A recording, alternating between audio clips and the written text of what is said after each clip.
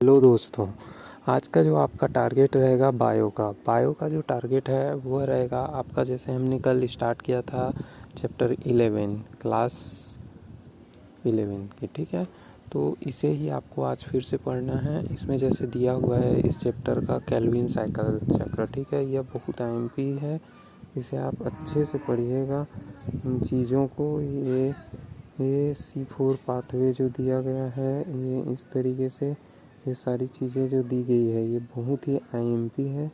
इसे आप बहुत अच्छे तरीके से पढ़िएगा। यह फोटो रेस्पायरेशन के बारे में फिर बताया गया, ये जो यहाँ बताया गया है, ठीक है, यह बहुत आईएमपी है। इन चीज़ों को आप अच्छे से पढ़िए। ये चैप्टर बहुत आईएमपी, जैसे मैंने बताया था, इस टॉपिक से आपका 21 नंबर तक क्वेश्चंस आते हैं, 10 क्वेश्चंस आते हैं, ठीक है।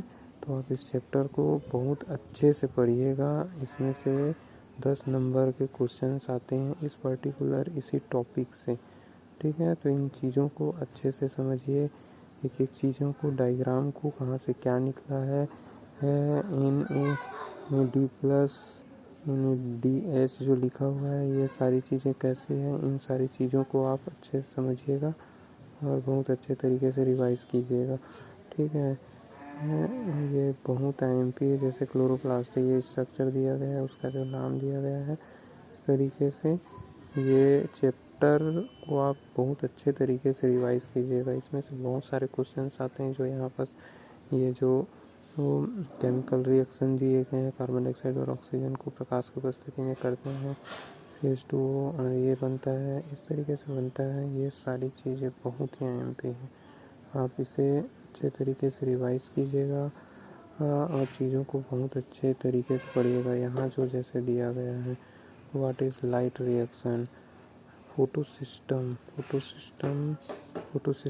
फोटो सिस्टम 2, ये यहाँ P700 P618 जो है, यहाँ से क्वेश्चंस बने हुए हैं, ठीक है। आप इसको बहुत अच्छे तरीके से पढ़िएगा, यहाँ से क्वेश्चंस बने हुए हैं, इसे आप पढ़िए। इलेक्ट्रॉन ट्रांसफ़र वाला है, यहाँ पर देखिए यहाँ क्या दिया गया है, electron transport system consistency of, ठीक है। तो ये यहाँ है, ये चीज़ें बहुत आईएमपी हैं, आप इसे अच्छे से पढ़िए और चीज़ों को रिवाइज कीजिए, ठीक है। इस चैप्टर से बहुत अच्छे अच्छे क्वेश्चंस आते हैं।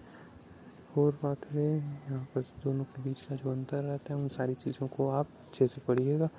तो ठीक है दोस्तों, कल फिर मिलते हैं एक नए टारगेट के साथ। धन्यवाद।